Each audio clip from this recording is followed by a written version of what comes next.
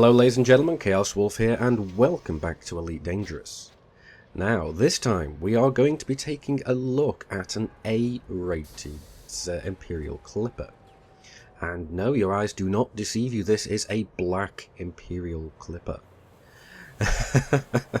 As you can see, I have the tactical graphite paint job applied to this ship, and I've always said that the Imperial Clipper would look absolutely amazing in black, and I do think that I am quite correct. This ship does look a damn sight better than what it does when it is white, I think.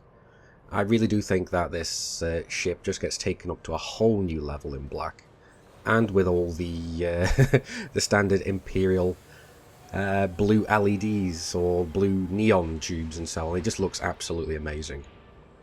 But anyway, enough gawking at the ship. Let's go and have a look at what we've actually got this set up as. So, onto the internals. You can see that everything is A-rated apart from the life support and the shield cell bank, and pretty much the internal compartments down here. But we have our A6 rated power plant, A6 thrusters, the A5 frame shift, and so on.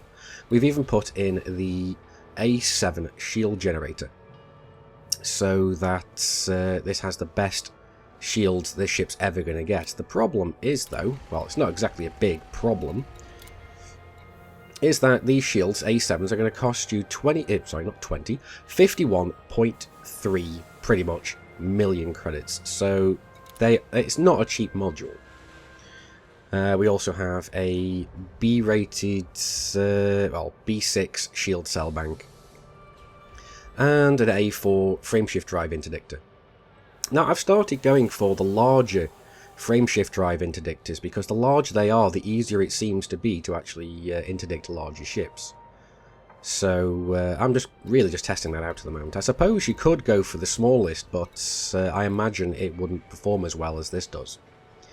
We've also gone for 28 tons of cargo capacity with a limpet controller, just to pick up those bits of cargo that we might see dropped by our targets, perhaps. Because at the moment, this is pretty much just set up as a dedicated assault ship right now. And as you can see, with the best power plant, we do have 25.2 megawatts of power. We're currently using 27.36 megawatts, but that's not too much over, and we've fixed that with our power priorities. Jump range, unladen's just over 15, and when we're fully laden it's just under 15, so it's not bad at all. But let's go and have a look at our hardpoint placements. We actually have two beam lasers here, and I know one of these is not fixed. Now, I'll point this out straight away, because having two fixed large hardpoints on this ship is virtually impossible to use, because they are so far apart from each other. Let's just get back to the outside. See, one's there and one's here. They are on the extreme edges of the ship, and this ship is wider than an Anaconda. This is a large docking pad, and it pretty much takes up the whole thing. So these two hardpoints are so far removed from each other that trailing both of them on anything other than an Anaconda when you're aiming one at the back and one at the front of the ship is completely impossible. So that's why we've gone for one gimbaled and one fixed. So we can use this one to fire constantly. This one will be on the same fire trigger, but the thing is, it will actually track at least. And we have two railguns at the bottom, just because I fancied switching things up a little bit, and using, as everyone stated, using plasma accelerators with fixed laser weapons is really not the best. And I know this, I do like to use my plasma accelerators, but I usually go for gimbaled weapons myself. We've also got the kill warrant scanner, chaff launcher, and two small shield boosters, just to make this ship a little bit tougher. So anyway, let's get out there and see how this thing kicks ass.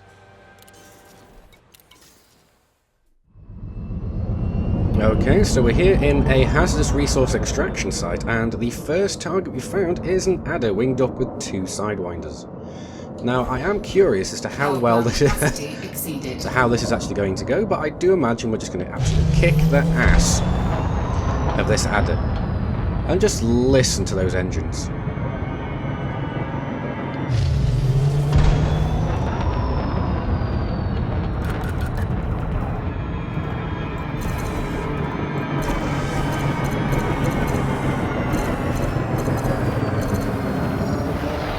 Shields offline. Under attack. Very nice little ramming machine here. So let's get back around and take the last couple of % off him.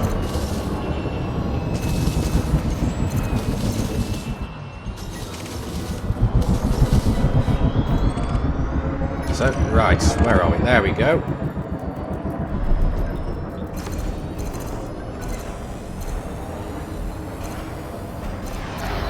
Shields offline.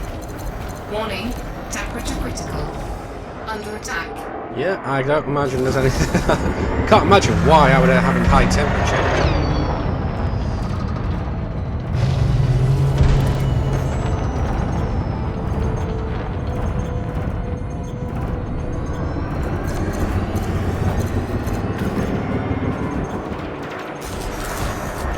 You can see what I mean with the 2 gimbal, the 1 fixed and 1 gimbaled. Under Where attack. is he? There he is.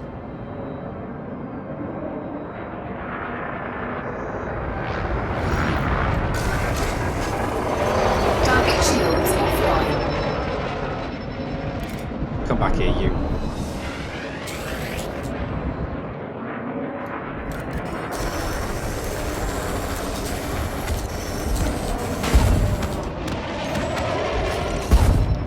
Right, what else have we got? Well, we've got an anaconda. Is this a wanted anaconda? I imagine it will be. Yeah, it is. Oh, crap. Let's stay out of his way for now, shall we?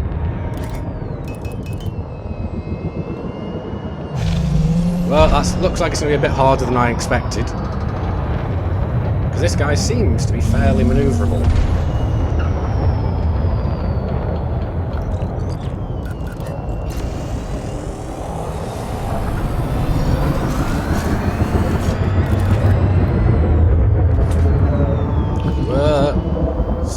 Come on, we can do this. And I realise now that I haven't not actually used my railguns yet. So let's try that out, shall we?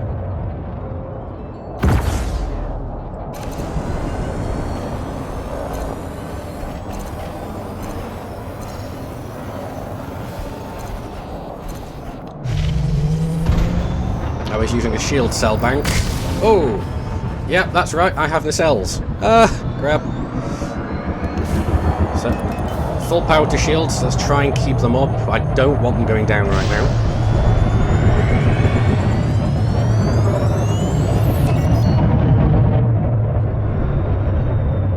Ooh, it's good. One thing to remember is this ship is a lot wider than you kind of expect it to be.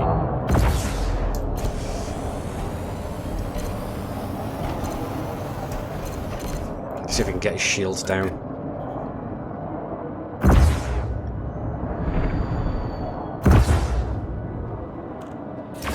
Good. Come back here. I'm not letting you get run away. Target shields offline. Really? I didn't put them down. Under attack. So time for the shields and the shield cell bank again. Who else is attacking this guy?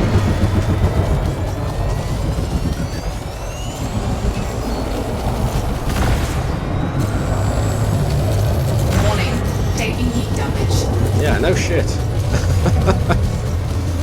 Time for some chaff as well.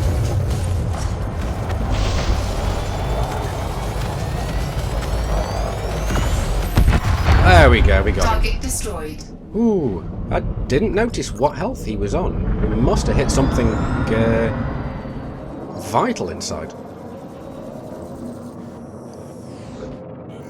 Oh well. Let's go see if we can find a few more things to shoot at. Well, it looks like we found a dangerous third lance to kill.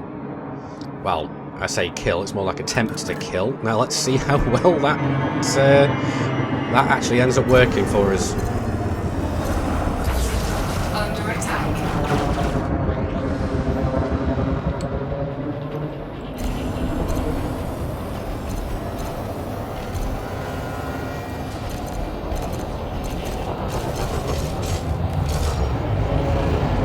Warning, taking heat damage. Well, we've got his shields down. Shields offline. Let's try and keep ours up.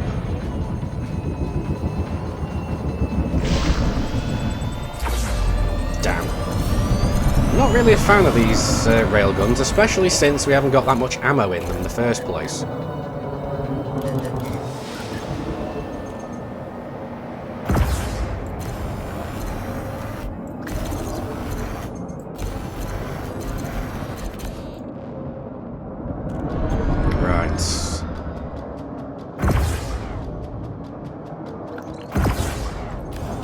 Even the medium hardpoints seem to be set a good distance away from each other.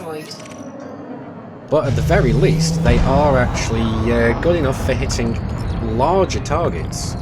And from a distance, they're going to be very good at hitting everything we need.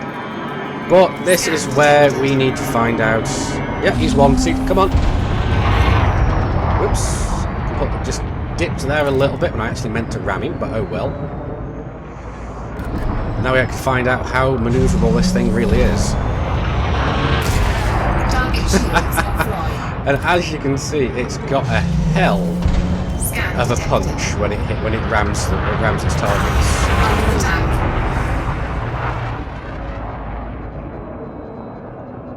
Now it's dropping chaff, and that's why we've got our fixed weapons. Because our fixed weapons don't care. But let's see if we can hit him with... There we go. And we got him. Target destroyed. So this is an extremely viable tactic in this ship, is ramming. But I think we've pretty much seen enough wholesale destruction.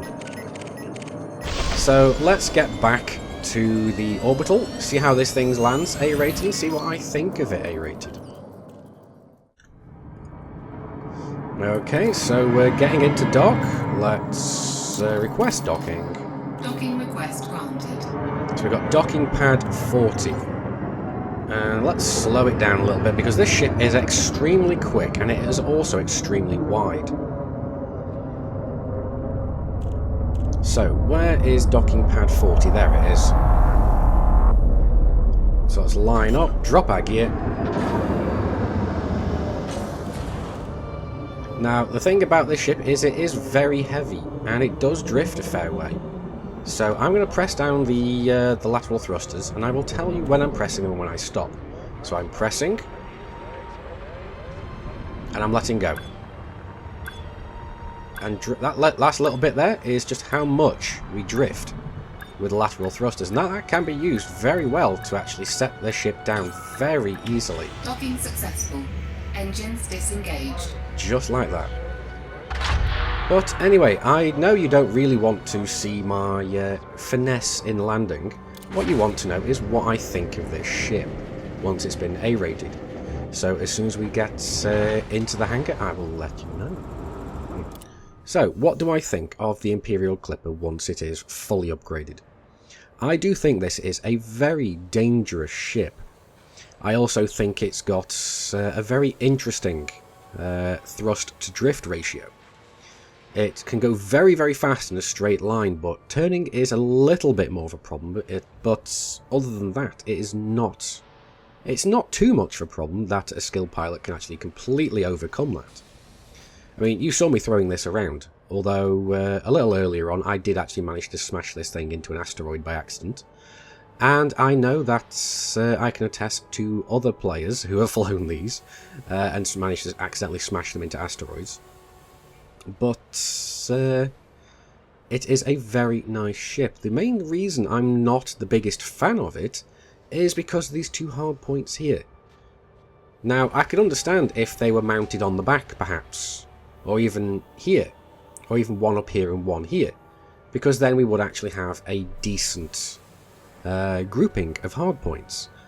What we have here is two hardpoints so far apart that it almost makes gimbaled weapons mandatory on this. Well, it makes at least one gimbaled weapon mandatory, as we saw here. If I didn't take one of those two beam lasers as gimbaled, then I would never be able to actually have both weapons trained on a target at the same time. But it's beyond that, I do think this is a nice little ship. I even do think it is... I was a little bit harsh in my first review of it, saying that I didn't like it all that much. It's not a bad ship, and I especially like it now that it comes in, well, not exactly black, but it's as close to as damn it at the moment. But anyway, that's my view on this ship. I do hope that these insights have been useful to you guys. If so, please do hit that like button, it really does help my channel out. And if you haven't already, join the Wolfpack by hitting that big subscribe button. You will get notifications of whenever I release new videos. And if you're still hungry for more Elite Dangerous content, check out the list of my affiliated channels down on the right. Until next time, Commanders, keep flying and stay shiny.